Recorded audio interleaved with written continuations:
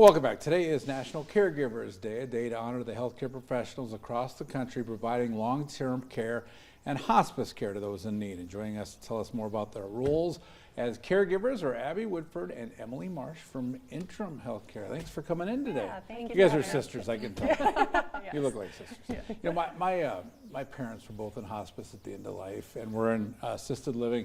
So I have a real appreciation for what you guys do. Just tell me what you do on a daily basis in your profession. Sure. So we hire caregivers from all ranges, 18 up to, we even have some 70-year-olds that, just kind of want a little bit of time away from their home and providing some cares into people in their homes. And, our biggest thing is keeping people safe in their homes. We want to do that. We want to be a resource for them.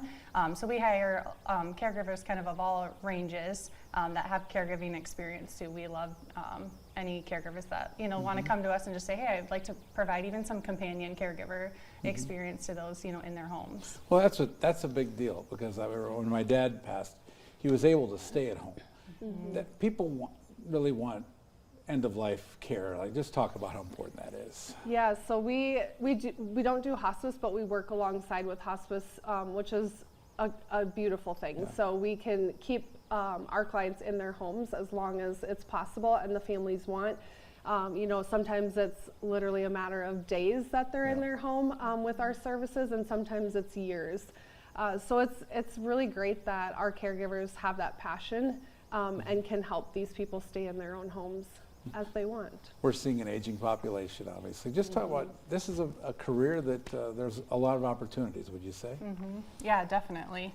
Yeah, it is, not only our caregivers, but also we see a lot of family caregivers that call us and say, you know what, I'm just starting to get burned out on caring for my loved one, whether that be a child or a spouse. And so our caregivers, that's where they want our caregivers to come in and just kind of provide those respite services so that they can get out and do things like go to a hair appointment or go to the doctor or have coffee with a friend or go to an exercise class. So that's kind of how our caregivers can come in alongside the family and help them out. If someone wants to get involved, what do they need to do to learn about the business and to become certified, I guess? Yeah, so call our office. We always have someone on call.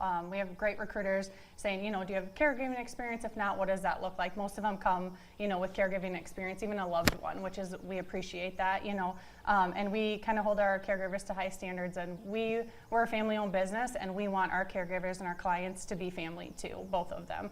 And so, caregiving experience, and then just what do they feel comfortable with? We try and match our clients up with, the best caregiver possible, whether it's, moving some people around, and we have anything from companionship care, light housekeeping, things like that for them to do, up to just, we do have some nursing services as well. So we kind of have a range of services for people. You said family-owned because your parents started this business 33 years ago. What was it about that really, brought you in it as well, that made you want to continue on the family legacy, I guess? Yeah, so I started, well, we say we grew up in the business, we're a little bit older than 33, but we grew up, working in the family business in the office. And then when I was old enough, I started as a home health aide in the field. So I would go do overnights when I was in high school and college. And then I just knew that this was kind of my path. So when I got the opportunity to join full-time, I took it. And after several years of convincing Emily to come on board, we got her. And then our middle sister, she's a teacher, but her husband works in the business with us. So our hope is that as Gen 2, is to keep carrying on this legacy of this, amazing resource for the community that my parents have built.